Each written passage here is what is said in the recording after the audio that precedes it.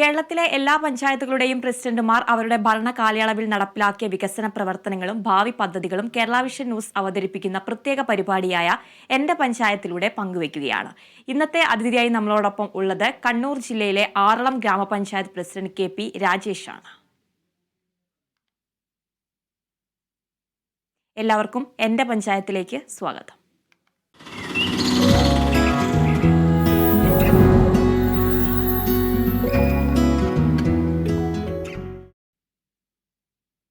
കണ്ണൂർ ജില്ലയിലെ ആറളം ഗ്രാമപഞ്ചായത്തിന്റെ വികസന പ്രവർത്തനങ്ങളിലേക്കാണ് എന്റെ പഞ്ചായത്ത് ഇന്ന് പോകുന്നത്. പഞ്ചായത്ത് പ്രസിഡന്റ് KP രാജേഷ് ഉണ്ട്. നമസ്കാരം ശ്രീ രാജേഷ്. കാർഷിക മേഖലയും മലയോര മേഖലയും ചേർന്ന ഭൂപ്രകൃതിയാണ് ആറളം ഗ്രാമപഞ്ചായത്തിന്റേത്. സാധാരണക്കാരുടെ ജീവിതം മെച്ചപ്പെടുത്തുന്നതിനുള്ള ക്ഷേമ വികസന പ്രവർത്തനങ്ങളാണ് പഞ്ചായത്ത് നടത്തിവരുന്നത്. പഞ്ചായത്തിൽ 17 വാർഡുകളാണ് ഉള്ളത്. പുനരധിവാസ മേഖലയിൽ ജനങ്ങളുടെ അടിസ്ഥാന സൗകര്യങ്ങളിൽ ഏറ്റവും പ്രധാനപ്പെട്ടതാണ് പാർപ്പിടം എന്ന് പറയുന്നത്. ലൈഫ് ഭവന പദ്ധതി എത്രത്തോളമാണ് പഞ്ചായത്തിൽ പൂർത്തീകരിക്കാൻ കഴിഞ്ഞത്? ലൈഫ് ഭവന പദ്ധതി ആകെ 272 കുടുംബങ്ങൾക്ക് ഇപ്പോൾ വീട് നൽകി കഴിഞ്ഞു. കൂടാതെ 40 കുടുംബങ്ങൾ ഇപ്പോൾ കഴിഞ്ഞ മാർച്ചിന് മുന്നേ തന്നെ നമ്മൾ എഗ്രിമെന്റ് വെച്ചു. അവരുടെ ഒന്നാം ഘട്ടവും രണ്ടാം ഘട്ടവും പൈസ നമ്മൾ കൊടുത്തു. ഈ ഭരണസമിതിയുടെ കാലാവധിക്ക് മുന്നേ തന്നെ ആ 40 വീടും കൂടി പൂർത്തീകരിക്കുകയും അവശേഷിക്കുന്ന ഒരു 116 കുടുംബങ്ങൾക്ക് കൂടി വീടുകൾ കൊടുക്കണമെന്നാണ് നമ്മൾ കാണുന്നത്. അതിന്റെ പ്രാരംഭ പ്രവർത്തനങ്ങളെല്ലാം നമ്മളിപ്പോൾ ആരംഭിച്ച് കഴിഞ്ഞിരിക്കുകയാണ്. അതുപോലെ തന്നെ ആറളം പുനരധിവാസ മേഖല പ്രത്യേകത്തൊരു മേഖലയാണ്. പുനരധിവാസ മേഖല 2005 മുതൽ ആരംഭിച്ച് ഇപ്പോഴും പുനരധിവാസം നടന്നുകൊണ്ടിരിക്കുകയാണ്. ഈ 4.5 വർഷം കൊണ്ട് തന്നെ അവിടെ സ്പെഷ്യൽ പ്രൊജക്ടിന്റെ ഭാഗമായി ഏതാണ്ട് 600ഓളം വീടുകൾ ഈ ലൈഫ് ഭവന പദ്ധതിയിൽ കൊടുക്കാൻ വേണ്ടി സാധിച്ചു. അങ്ങനെ ഏതാണ്ട് 872 വീടുകൾ ആകെ ആറളം ഗ്രാമപഞ്ചായത്തിനകത്ത് കൊടുക്കാൻ വേണ്ടി സാധിച്ചിട്ടുണ്ട് എന്ന് പറയുന്ന അഭിമാനകരമായിട്ടൊരു നേട്ടം നമുക്ക് കൈവരിക്കാൻ വേണ്ടി സാധിച്ചിട്ടുണ്ട്. അവശേഷിക്കുന്നവർക്ക് ഞാൻ നേരത്തെ സൂചിപ്പിച്ചതുപോലെ തന്നെ 116 പേർക്കാണ് ഇനി നമ്മൾ കൊടുക്കാൻ ബാക്കിയുള്ളത്. അതും കൂടി ഈ സാമ്പത്തിക വർഷം ഈ മാർച്ചോട് കൂടി തന്നെ കൊടുക്കണമെന്നാണ് നമ്മൾ കാണുന്നത്. ഒരു വലിയൊരു നേട്ടമാണ് നമുക്ക് കൈവരിക്കാൻ വേണ്ടി സാധിച്ചിട്ടുള്ളത്. കേന്ദ്ര സംസ്ഥാന അതുപോലെ തന്നെ പ്രത്യേകിച്ച് സ്വയംഭരണ സ്ഥാപനങ്ങളുടെ എല്ലാം സഹായം നമുക്ക് ഉണ്ടായിട്ടുണ്ട്. തീർച്ചയായിട്ടും അടിസ്ഥാന സൗകര്യ വികസനത്തിന് മുൻതൂക്കം നൽകുന്ന വികസന പ്രവർത്തനങ്ങൾ തന്നെയാണ് ആറളം ഗ്രാമപഞ്ചായത്ത് നടപ്പിലാക്കി വരുന്നത്. നേരത്തെ സൂചിപ്പിച്ചു കാർഷിക മേഖലയാണ്. കാർഷിക രംഗത്ത് എന്താണ് പ്രധാനമായിട്ടും കൃഷി ചെയ്യുന്നത്? കൃഷി വികസനത്തിന് എന്തൊക്കെ നൂതന സാങ്കേതിക വിദ്യകൾ ഉപയോഗിച്ചുള്ള പ്രവർത്തനങ്ങളാണ് നടപ്പിലാക്കുന്നത്? ആറളം ഗ്രാമപഞ്ചായത്ത് ഒരു മലയോര കുടിയേറ്റ പഞ്ചായത്ത് എന്ന നിലയ്ക്ക് തന്നെ കൃഷി മേഖലയ്ക്ക് വലിയ പ്രാധാന്യം കൊടുക്കുകയാണ്. കാരണം ഒരു കാലഘട്ടത്തിൽ കൃഷിയാണ് പ്രധാന വരുമാന മാർഗമായി നമ്മുടെ മുന്നിൽ ഉണ്ടായിരുന്നത്. ഇന്നിപ്പോൾ കഴിഞ്ഞപ്പോൾ കൃഷിക്കെല്ലാം ഒരുപാട് കാലാവസ്ഥ മാറ്റമൊക്കെ വലിയ പ്രതിസന്ധി നേരിടുന്നുണ്ട്. ആ പ്രതിസന്ധികളെ മറികടക്കണമെങ്കിൽ കാലാവസ്ഥയ്ക്ക് അനുസൃതമായിട്ടുള്ള കൃഷി ഉൾപ്പെടെ, പ്രത്യേകിച്ച് ആറളം കൃഷി ഫാം ഏഷ്യയിലെ തന്നെ ഏറ്റവും വലിയൊരു ഫാമും കൂടി നമ്മളെ സംബന്ധിച്ചിട്ടുണ്ട്. അതുപോലെ സാധാരണ കർഷകരെ പ്രധാനമായും കർഷകർ കൃഷി ചെയ്യുന്നത് തെങ്ങ്, അതുപോലെ തന്നെ നാളികേര കൃഷിയാണ് പ്രധാനമായി ഉള്ളത്. പിന്നെ തെങ്ങിൻ നെൽകൃഷിയുണ്ട്, അതുപോലെ കശുമാവ്, കുരുമുളക് ഉൾപ്പെടെയുള്ള പ്രത്യേകിച്ച് റബ്ബറിന്റെ കൂടെ ഒരു മലയോര മേഖല റബ്ബറിന്റെ കൂടെ ഒരു കൃഷി ചെയ്യുന്ന ഒരു സ്ഥലമാണ്. കൂടാതെ ഇപ്പോൾ നമ്മുടെ തേനീച്ച കൃഷി, കിഴങ്ങുവർഗ്ഗ കൃഷികൾ, സമഗ്ര കൃഷി വികസനങ്ങൾ ഉൾപ്പെടെ കർഷകരെ സഹായിക്കുന്നതിന് സബ്സിഡികൾ കൊടുത്തുകൊണ്ടും അല്ലാതെ എല്ലാ കർഷകരെ സഹായിക്കുന്നതിന് ആവശ്യമായിട്ടുള്ള നിരവധിയായിട്ടുള്ള പദ്ധതികൾ നടപ്പിലാക്കി വരികയാണ്. പ്രത്യേകിച്ച് പുനരധിവാസ മേഖലയിലെ പ്രത്യേകിച്ച് ST-കാരാണ് അവിടെ ഏറ്റവും കൂടുതൽ താമസിക്കുന്നത്. 3305 കുടുംബങ്ങളുണ്ട്. അവർക്കൊരു പ്രധാന വരുമാന മാർഗം എന്ന് പറയുന്നത് കൃഷിയാണ്. വന്യമൃഗങ്ങളുടെ ശല്യം കൂടി അവിടെയുണ്ട്. അപ്പോൾ സമഗ്ര കൃഷി വികസനത്തിന്റെ ഭാഗമായി അവിടെ എല്ലാ കൃഷിയും പരിപോഷിപ്പിക്കുന്നതിന് പ്രത്യേകിച്ച് വാഴ, അതുപോലെ തന്നെ കിഴങ്ങ് വർഗ്ഗ കൃഷികൾ, നെൽകൃഷി, കരനെൽ കൃഷി ഉൾപ്പെടെ, എള്ള് കൃഷി ഉൾപ്പെടെ പ്രോത്സാഹിപ്പിക്കുന്നതിന് ആവശ്യമായിട്ടുള്ള പദ്ധതികൾ സബ്സിഡി വെച്ച് നമ്മളെ കൊടുക്കുകയാണ്. അവിടെ തൊഴിലുറപ്പ് പദ്ധതിയും കൂടി ക്ലബ് ചെയ്തുകൊണ്ട് തൊഴിലുറപ്പ് പദ്ധതിയുടെ ഒരു സഹായം കൂടി അവർക്ക് കിട്ടുന്നു. 2 കാര്യങ്ങളാണ് അവർക്ക് നേട്ടമുണ്ടാകുന്നത്. ഒന്ന്, നമുക്ക് ഈ കൃഷിയിലൂടെ കിട്ടുന്ന ആ ഉൽപ്പന്നങ്ങൾ വിറ്റ് പൈസയാക്കുക. കൂടാതെ തന്നെ തൊഴിലുറപ്പ് പദ്ധതിയിൽ 100-200 തൊഴിൽ ദിനങ്ങൾ ട്രൈബൽ പ്ലസ് ആണ്. അപ്പോൾ 200 തൊഴിൽ ദിനങ്ങൾ ഒരു കുടുംബത്തിന് കിട്ടുന്നു എന്നുള്ള വലിയൊരു നേട്ടം കൂടി ഈ കൃഷി മേഖലക്കകത്തുണ്ട്. പിന്നെ കൃഷിയെ സംബന്ധിച്ച് നമുക്കറിയാം, നെൽകൃഷി നമ്മുടെ മലയോര ഗ്രാമപഞ്ചായത്ത് നിലയിൽ 7 പാടശേഖര സമിതികളുണ്ട്. അപ്പോൾ 7 പാടശേഖര സമിതികളിലെയും നമ്മൾ സാധാരണ 3 വിള കൃഷിയാണ് എടുത്തുകൊണ്ടിരുന്നത്. പക്ഷേ ഇപ്പോഴത്തെ ഈ കാലാവസ്ഥ വ്യതിയാനവും മറ്റു കാര്യങ്ങളെല്ലാം കാരണം ഒരു വിളയാണ് എടുക്കുന്നത്. അവർക്ക് ആവശ്യമായിട്ടുള്ള സഹായങ്ങൾ, വിത്തും വളവും അതുപോലെ ഉപകരണങ്ങളും ഒക്കെ പാടശേഖര സമിതിക്ക് നൽകിക്കൊണ്ട് വലിയ സഹായമാണ്. വലിയ ഉൽപാദനം വർദ്ധിക്കുന്നതിന് ആവശ്യമായിട്ടുള്ള സഹായങ്ങളൊക്കെ നമ്മൾ ചെയ്തു വരികയാണ്. അതുപോലെ കുടുംബശ്രീ, നമുക്കറിയാം, കുടുംബശ്രീകൾക്ക് കിഴങ്ങ് വർഗ്ഗ കൃഷി പ്രോത്സാഹിപ്പിക്കുന്നതിന് ആവശ്യമായിട്ടുള്ള കിഴങ്ങ് വർഗ്ഗങ്ങൾ സൗജന്യമായി നമ്മൾ കൊടുക്കുന്നു, വളങ്ങൾ കൊടുക്കുന്നു. അതായത് ഓണത്തിന് ചെണ്ടുമല്ലി കൃഷി പ്രോത്സാഹനവുമായി ബന്ധപ്പെട്ട് അതിനാവശ്യമായിട്ടുള്ള ചെടി തൈകൾ ഉൾപ്പെടെയുള്ള കാര്യങ്ങൾ കൊടുക്കുകയാണ്. അങ്ങനെ കാർഷിക മേഖലക്കകത്ത് നമുക്ക് ഇപ്പൊ തെങ്ങ് കൃഷിയെ സംബന്ധിച്ച് ഇപ്പം നമുക്കറിയാം, തെങ്ങിന് ഇപ്പൊ വില വർദ്ധിച്ചിട്ടുണ്ട്, നാളികേരത്തിന് വില വർദ്ധിച്ചിട്ടുണ്ട്. അപ്പൊ തെങ്ങ് കൃഷിക്ക് തെങ്ങ് മുറിച്ചു മാറ്റുന്നതിന് ആവശ്യം, കേടായ തെങ്ങ് മുറിച്ചു മാറ്റി പുതിയ തെങ്ങ് വെക്കുന്നതിന് ആവശ്യമായിട്ടുള്ള സഹായങ്ങൾ നൽകുകയാണ്. പുതിയ തെങ്ങ് തൈകൾ നൽകുന്നു സബ്സിഡി നിരക്കിൽ. അപ്പൊ തെങ്ങിന് ആവശ്യമായിട്ടുള്ള പണികൾ ചെയ്യുന്നതിന് തൊഴിലുറപ്പ് പദ്ധതി കൂടി അവിടെയും നമ്മൾ ക്ലബ് ചെയ്യുകയാണ്. തെങ്ങിന് തടവെടുക്കുന്നതിന് ആവശ്യമായിട്ടുള്ള കാര്യങ്ങൾ, തടവെടുത്ത ശേഷം ജൈവവളമാണ് നമ്മൾ പ്രാധാന്യം കൊടുക്കുന്നത്. അപ്പൊ ജൈവവളങ്ങൾ കൊടുക്കുന്നതിന് ആവശ്യമായിട്ടുള്ള പദ്ധതികൾ ഇതിന്റെ ഭാഗമായി ചെയ്തു വരികയാണ്. പ്രത്യേകിച്ച് കുറ്റിക്കുരുമുളക് തൈ കൃഷികൾ, നമുക്കറിയാം കുരുമുളക് അന്യം നിന്ന് പോവുകയാണ്. കാലാവസ്ഥ മാറിയതോടെ തന്നെ കുരുമുളക് അന്യം നിന്ന് പോകുന്നു. കുരുമുളക് തൈകളെ പ്രോത്സാഹിപ്പിക്കുന്നതിന് വേണ്ടി ഇപ്പോൾ ഈ കഴിഞ്ഞ ദിവസം കരിമുണ്ട എന്ന് പറയുന്ന ഇനം ഏതാണ്ട് 550 കുടുംബങ്ങൾക്കാണ് സൗജന്യമായി കൃഷി വകുപ്പും പഞ്ചായത്തും കൂടി വിതരണം ചെയ്തത്. കൂടാതെ തന്നെ കുറ്റിക്കുരുമുളക് തൈ നമുക്ക് എല്ലാവർക്കും അറിയാം, നമ്മുടെ പുരയിടത്തിൽ നമുക്ക് ആവശ്യമായിട്ടുള്ള കുരുമുളക് ഉൽപ്പാദിപ്പിക്കുന്നതിന് കുറ്റിക്കുരുമുളക് തൈ ഏറെ പ്രാധാന്യം നൽകുന്നു എന്നുള്ള കാര്യത്തിൽ സംശയമില്ല. അതുകൊണ്ട് കുറ്റിക്കുരുമുളക് തൈ എല്ലാ കുടുംബങ്ങളിലേക്കും എത്തിക്കാൻ ആവശ്യമായിട്ടുള്ള, കഴിഞ്ഞ വർഷം നമ്മൾ വിതരണം ചെയ്തു, അതിന് തുടർച്ച എന്നോണം ഇത്തവണയും നമ്മൾ ഏതാണ്ട് 1000 കുടുംബങ്ങൾക്ക് വിതരണം ചെയ്യാൻ ആവശ്യമായിട്ടുള്ള പദ്ധതികളാണ് പ്ലാൻ ചെയ്ത് വെച്ചിരിക്കുന്നത്. മലയോര മേഖലയെ സംബന്ധിച്ച് കാലാവസ്ഥയുടെ ഒരു വ്യതിയാനം ഒക്കെ കൃഷിയെ വല്ല കാര്യമായി ബാധിച്ചിട്ടുണ്ട്. അതിനെ മറികടക്കുന്നതിന് ആവശ്യമായിട്ടുള്ള നൂതന പദ്ധതികളും പുതിയ തലമുറയെയും കൂടി നമ്മുടെ കൃഷിയിലേക്ക് ആകർഷിക്കാൻ ആവശ്യമായ പദ്ധതികളെ കുറിച്ചും ഒക്കെ ആലോചിച്ച് നടപ്പിലാക്കിയും ഇനിയും നടപ്പിലാക്കാൻ ആവശ്യമായിട്ടുള്ള ഇടപെടലുമാണ് ഭരണസമിതി നാളിതുവരെയായി നടത്തിക്കൊണ്ടിരിക്കുന്നത്. തീർച്ചയായിട്ടും പ്രസിഡന്റ് സൂചിപ്പിച്ചതുപോലെ തന്നെ പുതുതലമുറയിലുള്ള കുട്ടികളെ കൂടി കൃഷിയിലേക്ക് ആകർഷിക്കുന്ന തരത്തിലുള്ള വികസന പ്രവർത്തനങ്ങൾ തന്നെയാണ് പഞ്ചായത്ത് നടപ്പിലാക്കി വരുന്നത്.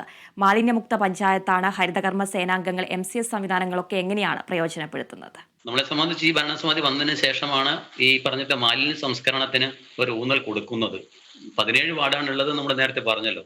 അവിടെ 34 ഹരിതകർമ്മസേന അംഗങ്ങളെ നമ്മൾ എടുക്കുകയും അവർക്ക് ആവശ്യമായിട്ടുള്ള സഹായങ്ങൾ, പ്രത്യേകിച്ച് നമ്മളെ സംബന്ധിച്ച് നമുക്കറിയാം, ഒരു മലയോര പഞ്ചായത്ത് നേരത്തെ ഞാൻ സൂചിപ്പിച്ചു. അപ്പൊ ഈ മാലിന്യമുക്തവുമായി ബന്ധപ്പെട്ട് ഒരു പദ്ധതി തന്നെ ആവിഷ്കരിച്ച് നമ്മുടെ വീടുകളിലേക്ക് കടന്നു ചെന്നപ്പോൾ എല്ലാവർക്കും ഒരു വിമുഖതയാണ് ഉണ്ടായിരുന്നത്. കാരണം ഇതിന്റെ ആവശ്യമുണ്ടോ എന്നൊരു ചോദ്യമാണ് ചോദിച്ചത്. നമ്മുടെ ടൗണിലൊക്കെ പെട്ടെന്ന് നടത്താൻ വേണ്ടി സാധിച്ചെങ്കിൽ ഇങ്ങോട്ട് വന്നപ്പോൾ ഈ പദ്ധതി, ഈ മാലിന്യമുക്ത പദ്ധതി എന്ന് പറയുന്നത് ജനങ്ങളെ പ്രയാസപ്പെടുത്താൻ വേണ്ടിയിട്ടാണ് എന്നൊരു വിചാരം ആദ്യഘട്ടത്തിൽ ഈ ആറളം ഗ്രാമപഞ്ചായത്തിലെ 9328 കുടുംബങ്ങളിലും മഹാഭൂരിപക്ഷം കുടുംബങ്ങളിലും ഉണ്ടായിരുന്നു.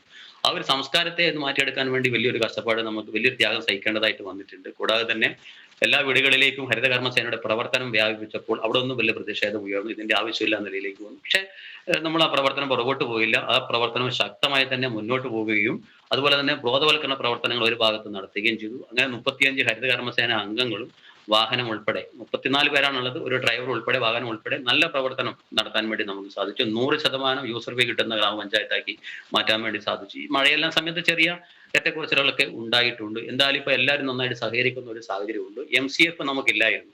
അപ്പൊ അങ്ങനെ ആദ്യം നമ്മൾ ഈ സ്ഥലം നേരത്തെ എടുത്തു വെച്ചിരുന്നെങ്കിലും ഈ നമ്മുടെ വാർഡുകളിൽ നിന്ന് സ്വീകരിക്കുന്ന ഈ മാലിന്യങ്ങൾ കൊണ്ട് നിക്ഷേപിക്കാൻ ആരും MCF തുടങ്ങാൻ അനുവദിക്കാത്ത ഒരു സാഹചര്യം ഉണ്ടായിരുന്നു. പഞ്ചായത്തിന്റെ ഉടമസ്ഥയിൽ സ്ഥലമുണ്ടെങ്കിലും അവിടെ MCF തുടങ്ങാൻ അവിടുത്തെ ജനങ്ങൾ സമ്മതിക്കുന്നില്ല. അങ്ങനെ നമ്മൾ തീരുമാനിച്ചു, പഞ്ചായത്തിന്റെ കോമ്പൗണ്ടിൽ തന്നെ ആദ്യ MCF, ഒരു മിനി MCF പണിത് നമ്മൾ കാണിച്ചു കൊടുത്തു. ഇങ്ങനെയാണ് വീടുകളിൽ നിന്നും പ്ലാസ്റ്റിക് എടുത്ത് ഇവിടെ വളരെ വൃത്തിയായും വെടുപ്പോടും കൂടി വെയിലിംഗ് മെഷീൻ ഉൾപ്പെടെ സജ്ജീകരിച്ച് ഇത് വളരെ ശ്രദ്ധയോടുകൂടി കയറ്റിവിടുന്ന ക്ലീൻ കേരള കമ്പനിക്ക് കൊടുക്കുന്ന ഒരു സംവിധാനം പഞ്ചായത്ത് കോമ്പൗണ്ടിൽ തന്നെ നമ്മൾ കാണിച്ച്, പിന്നീട് നമ്മൾ വാങ്ങിച്ച സ്ഥലത്ത് ഇപ്പൊ പുതിയ MCF, അതിവിപുലമായ MCF, വെയിലിംഗ് മെഷീൻ, അത്യാധുനിക സൗകര്യങ്ങളുള്ള MCF നമ്മളിപ്പോൾ ഉണ്ടാക്കി കഴിഞ്ഞിരിക്കുകയാണ്. ഇപ്പോൾ അവിടെ പ്രവർത്തനം ആരംഭിച്ചു. അങ്ങനെ പ്രധാനമായും 2 MCFകൾ പഞ്ചായത്തിന് ഉടമസ്ഥയിലുണ്ട്. കൂടാതെ തന്നെ വാർഡുകളിൽ ഈ 2 MCFകൾ നമ്മൾ ഉണ്ടാക്കി. ബോട്ടിൽ ബൂത്തുകൾ 58 ബോട്ടിൽ ബൂത്തുകൾ നമ്മൾ പ്രധാനപ്പെട്ട കേന്ദ്രങ്ങളിൽ വെച്ചിട്ടുണ്ട്. അതുപോലെ തന്നെ സ്കൂളുകളിലേക്ക് തന്നെ ഏതാണ്ട് 72 ബോട്ടിൽ ബൂത്തുകളും അതുപോലെ തന്നെ അവിടെ തരംതിരിച്ച് പ്ലാസ്റ്റിക് ഇടാൻ പറ്റുന്ന ബയോ ബിന്നുകളും ഒക്കെ നമ്മൾ കൊടുത്തിട്ടുണ്ട്. 100ഓളം ബയോ ബിന്നുകൾ നമ്മുടെ പൊതു ഇടങ്ങളിൽ ഹരിത ടൗൺ പ്രഖ്യാപനവുമായി ബന്ധപ്പെട്ട് നടത്തിയിട്ടുണ്ട്. അതുപോലെ തന്നെ മാലിന്യമുക്ത പഞ്ചായത്തായി പ്രഖ്യാപിക്കുന്നതിന് മുന്നേ തന്നെ ഹരിത അയൽക്കൂട്ടങ്ങൾ, എല്ലാ ഹരിത അയൽക്കൂട്ടങ്ങളാക്കി ഏതാണ്ട് 338 അയൽക്കൂട്ടങ്ങളും ഹരിത അയൽക്കൂട്ടങ്ങളാക്കി നമുക്ക് പ്രഖ്യാപിക്കാൻ വേണ്ടി സാധിച്ചിട്ടുണ്ട്. ഹരിത സുന്ദര ടൗണുകൾ ഏതാണ്ട് 27 ടൗണുകൾ ഹരിത സുന്ദര ടൗണുകളാക്കി പ്രഖ്യാപിച്ചിട്ടുണ്ട്. അതുപോലെ തന്നെ നമ്മുടെ ഹരിത വിദ്യാലയങ്ങൾ, ഹരിത കലാലയങ്ങൾ ഒക്കെ ഹരിത സ്ഥാപനങ്ങളൊക്കെ ആക്കി പ്രഖ്യാപിച്ചുകൊണ്ട് മാലിന്യമുക്ത നവകേരളം പദ്ധതിയുടെ ഭാഗമായി നമ്മുടെ പഞ്ചായത്തിനെ മാലിന്യമുക്ത പഞ്ചായത്താക്കി മാറ്റിയെടുക്കാൻ വേണ്ടി സാധിച്ചു എന്ന് മാത്രമല്ല, ഇത് ഈ ഹരിതകർമ്മസേനയ്ക്ക് ഈ അജൈവ മാലിന്യങ്ങൾ നമ്മുടെ പുരയിടത്തിൽ അജൈവ മാലിന്യങ്ങൾ ഹരിത കർമ്മസേനയ്ക്ക് കൊടുക്കണമെന്നും ജൈവ മാലിന്യങ്ങൾ നമ്മുടെ പുരയിടത്തിൽ സംസ്കരിക്കണം എന്നുള്ള ഒരു സംസ്കാരം, ഒരു ബോധം വളർത്തിയെടുക്കാൻ വേണ്ടി സാധിച്ചു എന്നുള്ള ഒരു വലിയ നേട്ടം നമുക്ക് ഈ 4.5 വർഷം കൊണ്ട് ഉണ്ടാക്കിയെടുക്കാൻ വേണ്ടി സാധിച്ചു എന്നുള്ളതാണ് ഞങ്ങളെ സംബന്ധിച്ച് അഭിമാനകര നേട്ടമായി കാണുന്നത്. അത് സംസ്ഥാന ഗവൺമെന്റ്, തദ്ദേശീയ സ്വയംഭരണ സ്ഥാപനങ്ങൾ, പ്രത്യേകിച്ച് ജില്ലാ പഞ്ചായത്തൊക്കെ നടത്തിയിട്ടുള്ള നല്ല പ്രചരണ പ്രവർത്തനങ്ങളുടെ ഭാഗമായിട്ടൊക്കെയാണ് നമുക്ക് സാധിച്ചതെന്നാണ് ഏറ്റവും അഭിമാനകരമായിട്ടൊരു നേട്ടം എന്ന് പറയുന്നത്. തീർച്ചയായിട്ടും മാലിന്യ സംസ്കരണ രംഗത്ത് അഭിമാനകരമായിട്ടുള്ള നേട്ടങ്ങൾ തന്നെയാണ് ആറളം ഗ്രാമപഞ്ചായത്ത് കൈവരിക്കുന്നത്. ടൂറിസം സാധ്യത കൂടെയുള്ള ഒരു പ്രദേശമാണ് ആറളം ഗ്രാമപഞ്ചായത്ത്. എങ്ങനെയാണ് ടൂറിസം സാധ്യതകൾ പ്രയോജനപ്പെടുത്തുന്നത്? ഇവിടെ മലയോര ടൂറിസം പദ്ധതി, പ്രത്യേകിച്ച് നമ്മളെ സംബന്ധിച്ച് വന്യജീവി സങ്കേതം നമുക്കുണ്ട്. അവിടെ ഒരു ടൂറിസ്റ്റ് കേന്ദ്രമാണത്. ആറളത്തിന്റെ ഏറ്റവും പ്രധാനപ്പെട്ട ഒരു വ്യൂ പോയിന്റ്, പ്രത്യേകിച്ച് വന്യമൃഗങ്ങളെ ഉൾപ്പെടെ കാണാൻ സാധിക്കുന്ന, പ്രത്യേകിച്ച് മലയണ്ണാൻ, ചിത്രശലഭങ്ങൾ തുടങ്ങിയിട്ടുള്ള ഇന്ന് അവശേഷിക്കുന്ന ഒരുപാട് മൃഗങ്ങൾ നമുക്ക് കാണാൻ സാധിക്കുന്ന ഒരു പ്രദേശമാണ് വന്യജീവി സങ്കേതം. വനംവകുപ്പിന്റേതാണ്, നമ്മുടെ പഞ്ചായത്തിലാണ് അത് സ്ഥിതി ചെയ്യുന്നത്. അപ്പോൾ അവിടെ യഥേഷ്ടം ആളുകൾക്ക് വരാൻ പറ്റുന്ന വെള്ളച്ചാട്ടം ഉൾപ്പെടെയുള്ള കാര്യങ്ങൾ അത് കുറെ വർഷങ്ങളായിട്ട് നടപ്പിലാക്കി വരുന്നതാണ്. അതിനെ സഹായിക്കുന്ന പദ്ധതികളാണ് നമ്മളിപ്പോ ആവിഷ്കരിക്കുന്നത്. കൂടാതെ തന്നെ ഞാൻ നേരത്തെ സൂചിപ്പിച്ചതുപോലെ വലിയൊരു കൃഷി ഫാമുള്ള ഒരു പ്രദേശമാണ് ആറളത്തിന്റെ. ഒരു പ്രധാനപ്പെട്ട കാര്യം എന്ന് പറയുന്നത് ഏഷ്യയിലെ തന്നെ ഏറ്റവും വലിയ കൃഷി ഫാമുള്ള ഒരു പ്രദേശം.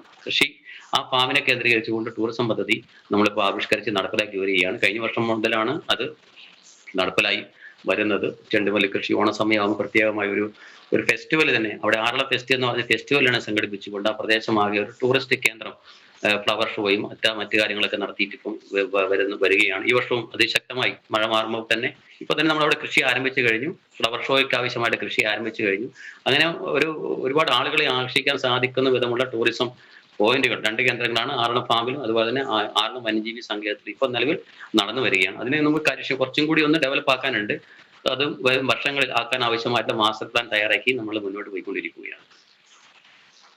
തീർച്ചയായിട്ടും മഴക്കാലമാണ്. ഈ മഴക്കാലത്ത് മണ്ണിടിച്ചിൽ, വെള്ളം കയറുന്ന പ്രദേശങ്ങളൊക്കെ ഉണ്ടോ ഗ്രാമപഞ്ചായത്തിൽ? എങ്ങനെയാണ് ഇത്തരത്തിലുള്ള പ്രശ്നങ്ങൾ വരുമ്പോൾ ഗ്രാമപഞ്ചായത്തിന്റെ ഒരു ദുരന്ത നിവാരണ പ്രവർത്തനങ്ങൾ നടത്തുന്നത്? നമ്മളെ സംബന്ധിച്ച് വെള്ളക്കെട്ട് അപൂർവമാണ്. റോഡ് സൈഡിൽ PWD റോഡുകൾ സൈഡിലുള്ള അപൂർവ വെള്ളക്കെട്ടുകളുള്ളൂ. അതെല്ലാം സമയബന്ധിതമായി പരിഹരിക്കാൻ വേണ്ടി നമുക്ക് സാധിച്ചിട്ടുണ്ട്.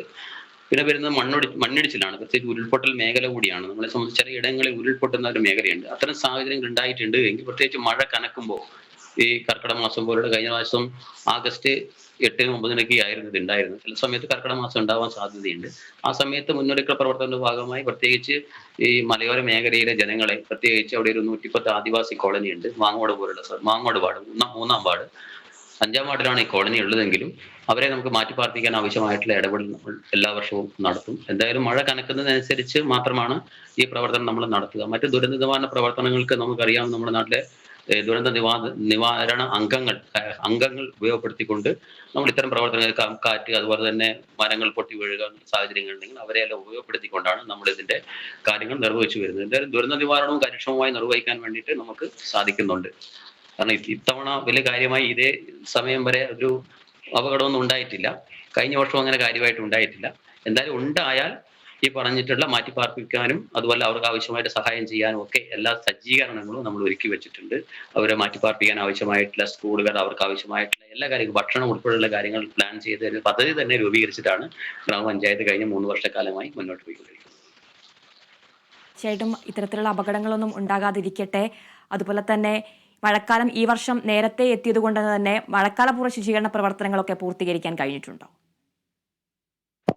അതെ, നമ്മൾ മഴക്കാലം ഇത്തവണ മാർച്ചോട് കൂടി തന്നെ ഇവിടെ ഒറ്റപ്പെട്ട മഴ വന്നു. മെയ് മാസം അവസാനത്തോടു കൂടി തന്നെ കനത്ത മഴ വന്നു. അതിന് മുന്നേ തന്നെ നമ്മൾ മഴക്കാല മുന്നൊരുക്ക പ്രവർത്തനത്തിന്റെ ഭാഗമായി ഏപ്രിൽ മാസം തന്നെ മെഹാ ശുചീകരണങ്ങൾ സംഘടിപ്പിച്ചു. എല്ലാ വാർഡുകളിലും വാർഡുതല സമിതികളും, ആദ്യം പഞ്ചായത്ത് തല സമിതികൾ കൂടി, രണ്ടാമത് വാർഡുതല സമിതികൾ കൂടി, തുടർന്ന് വാർഡുതല പ്രവർത്തനങ്ങൾ ആദ്യം തന്നെ നമ്മൾ നടത്തി. എല്ലാ വീടുകളും ഡ്രൈ ഡേ ആചരിച്ചു. തുടർന്ന് അങ്ങോട്ട് ചെറുകിട ടൗണുകളെല്ലാം നമ്മൾ ശുചീകരിച്ചു. പിന്നെ ഒരു വലിയൊരു ക്യാമ്പയിൻ ഏപ്രിൽ മാസം തന്നെ, ഏപ്രിൽ 16-ന് ഒരു വലിയൊരു ക്യാമ്പയിൻ ഏറ്റെടുത്തുകൊണ്ട് പഞ്ചായത്തിന്റെ വിവിധ ടൗണുകൾ പൂർണ്ണമായും മാലിന്യമുക്തമാക്കുന്ന വലിയൊരു ക്യാമ്പയിനാണ് നമ്മൾ സംഘടിപ്പിച്ചത്. എങ്കിലും ഇത്തരം ക്യാമ്പയിനുകളൊക്കെ സംഘടിപ്പിക്കുന്നുണ്ടെങ്കിലും നമുക്കറിയാം, ഡെങ്കിപ്പനി പോലുള്ള പകർച്ചവ്യാധികൾ ഉണ്ടാകാതെ ഇരിക്കാൻ ആവശ്യമായ മുൻകരുതലൊക്കെ എടുത്തെങ്കിലും പകർച്ചവ്യാധികൾ ഉണ്ടാവുന്നു എന്നുള്ളത് വെല്ലുവിളി കൂടി നമ്മുടെ മുന്നിലുണ്ട്.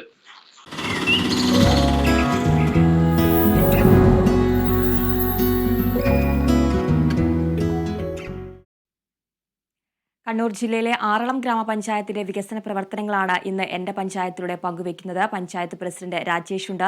ശ്രീ രാജേഷ്, ഗ്രാമീണ റോഡുകൾ, വഴിവിളക്ക് സംവിധാനങ്ങൾ എത്രത്തോളമാണ് നവീകരിക്കാൻ കഴിഞ്ഞിട്ടുള്ളത്?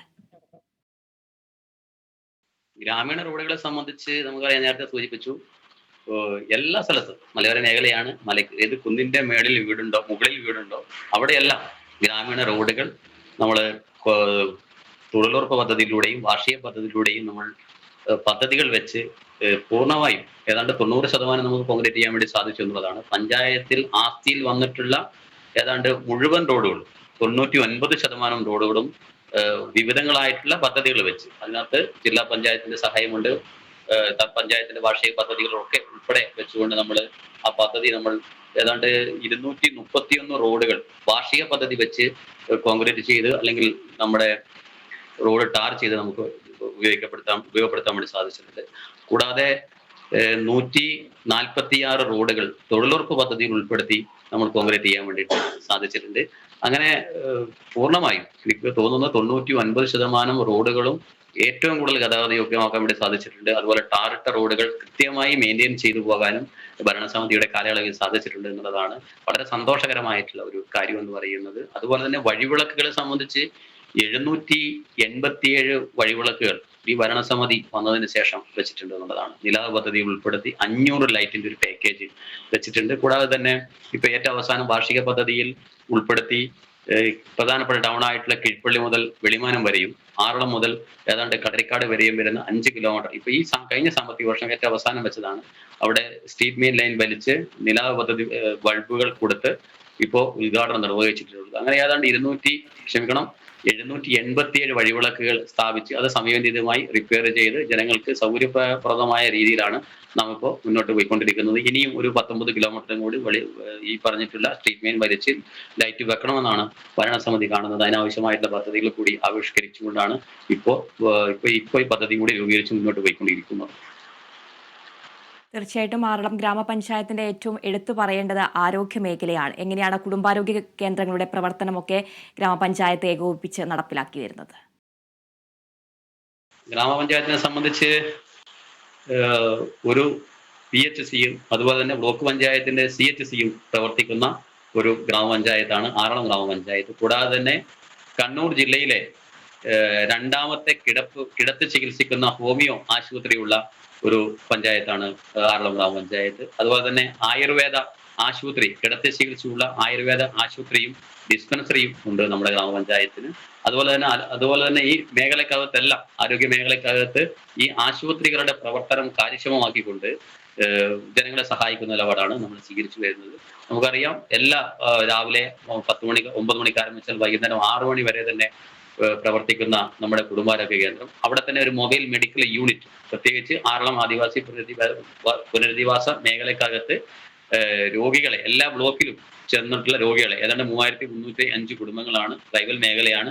അവിടെ അങ്ങോട്ട് പോയി പരിശോധിക്കുന്ന ഡോക്ടർ, മരുന്ന്, നേഴ്സ്, മറ്റ് സംവിധാനങ്ങൾ ഉൾപ്പെടെ അങ്ങോട്ട് പോയി പരിശോധിക്കുന്ന ഒരു സംവിധാനമുള്ള ഒരു കുടുംബാരോഗ്യ കേന്ദ്രം നമുക്കുണ്ട്. അതുപോലെ ഏതാണ്ട് 38 ആശാവർക്കർമാർ നിരന്തരം ആരോഗ്യ പ്രവർത്തനവുമായി ബന്ധപ്പെട്ട് എല്ലാ വാർഡുകളിലും സജീവമായി നിൽക്കുന്ന ഒരു സാന്നിധ്യം കൂടി നമുക്കുള്ള ഒരു ആശുപത്രിയാണ് ഇത്.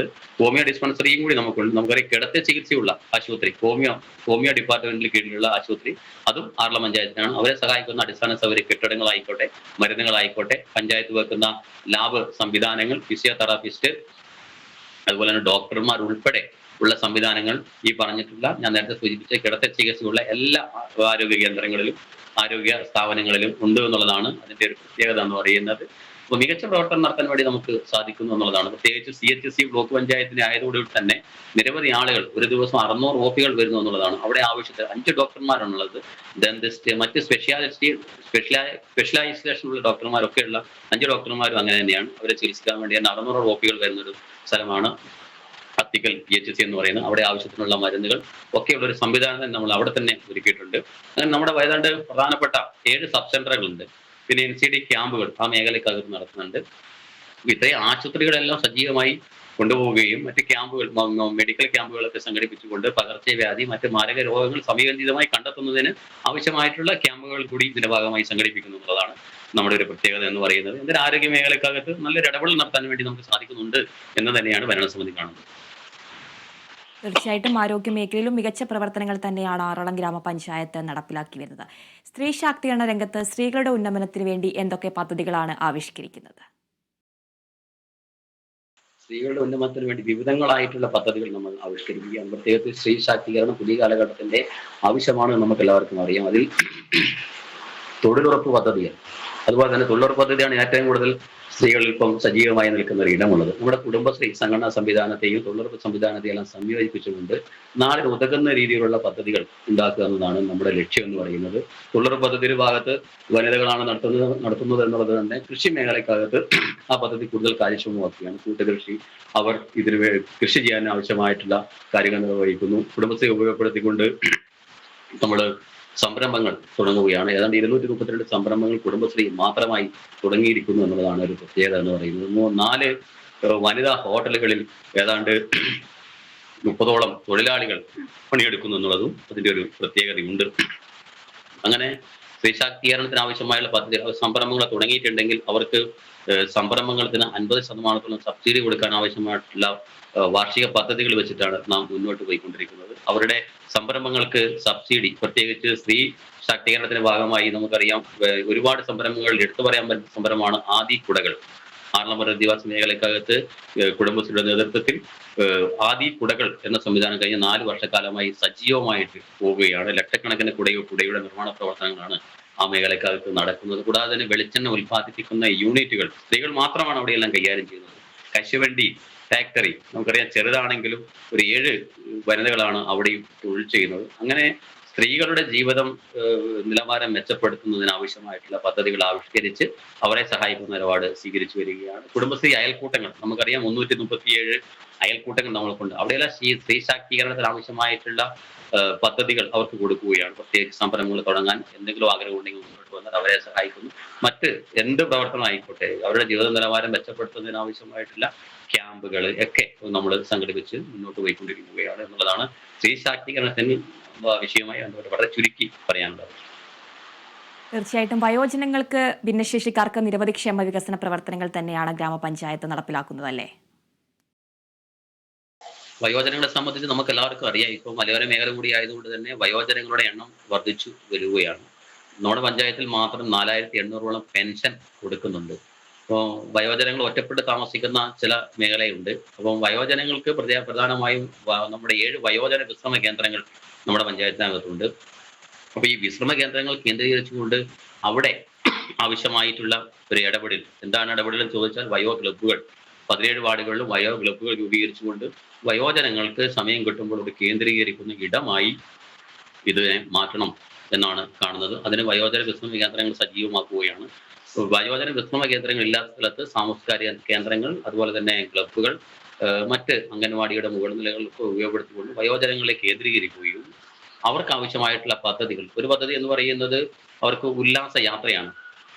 അവർക്ക് ഉല്ലാസ യാത്രയ്ക്ക് ആവശ്യമായിട്ടുള്ള പദ്ധതികൾ, അവരുടെ കലാമേളകൾ, കായിക മേളകളെല്ലാം പഞ്ചായത്ത് കേന്ദ്രീകരിച്ച് വിവിധ വാർഡുകൾ കേന്ദ്രീകരിച്ച് സംഘടിപ്പിക്കുകയാണ്. അതുപോലെ തന്നെ അവർക്ക് കേൾവിശക്തി ഉപകരണങ്ങൾ, കണ്ണട വിതരണം, അവർക്ക് വയോജനങ്ങൾക്ക് കട്ടിൽ വിതരണം, അതുപോലെ തന്നെ അവർക്ക് ആവശ്യമായിട്ടുള്ള പുസ്തക വായന ഉൾപ്പെടെ നടത്തുന്നതിന് ആവശ്യമായിട്ടുള്ള പദ്ധതികളും കേന്ദ്രങ്ങളുമാണ് ഗ്രാമപഞ്ചായത്ത് നിരന്തരമായി നടപ്പിലാക്കിക്കൊണ്ടിരിക്കുന്നത്. നമുക്ക് എല്ലാവർക്കും അറിയാം, ഇന്ന് വയോജനങ്ങൾ എണ്ണം വർദ്ധിച്ചു വരുമ്പോൾ ഇനി ഭാവിയിൽ ഇവരെ ഒന്ന് ശക്തിപ്പെടുത്തി പോകണമെങ്കിൽ ഇവരുടെ കൂട്ടായ്മകൾ ആവശ്യമാണ്. അതുകൊണ്ട് ഇവരുടെ കൂട്ടായ്മകളെ സൃഷ്ടിക്കുകയും അതോടൊപ്പം തന്നെ അവരിൽ നിന്ന് ഉയർന്നു വരുന്ന നിർദ്ദേശങ്ങൾ അത് സമയോചിതമായി പദ്ധതികളാക്കി മാറ്റി അവരിലേക്ക് തന്നെ എത്തിക്കുകയാണ് നമ്മുടെ ഏറ്റവും പ്രധാനപ്പെട്ട ലക്ഷ്യം എന്ന് പറയുന്നത്. ഇപ്പൊ ഞാൻ നേരത്തെ സൂചിപ്പിച്ചതുപോലെ ഉല്ലാസയാത്രയും വയോജന കലാമേളയും എല്ലാം നമ്മൾ നടപ്പിലാക്കി വരികയാണ്. അവരുടെ ക്ഷേമ പെൻഷനുകൾ സമയബന്ധിതമായി കൊടുക്കുക, പ്രത്യേകിച്ച്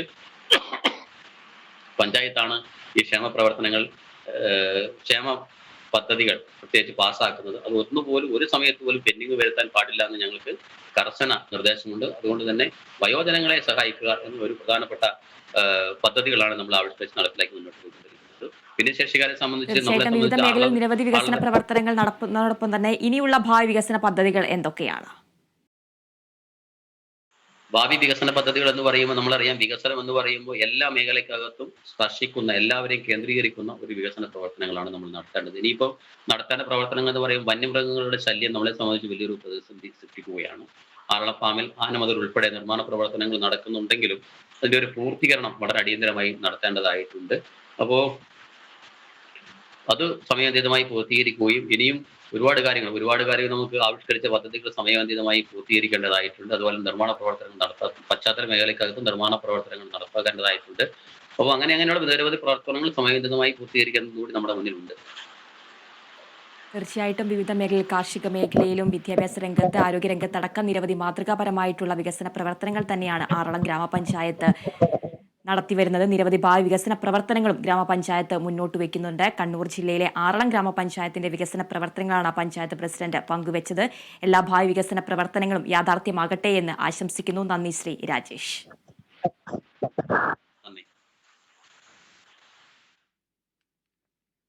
എൻ്റെ പഞ്ചായത്തിന്റെ ഇന്നത്തെ എപ്പിസോഡ് ഇവിടെ പൂർണ്ണമാവുകയാണ്. കൂടുതൽ പഞ്ചായത്തിന്റെ വികസന പ്രവർത്തനങ്ങളുമായി തിരിച്ചെത്താം. നമസ്കാരം.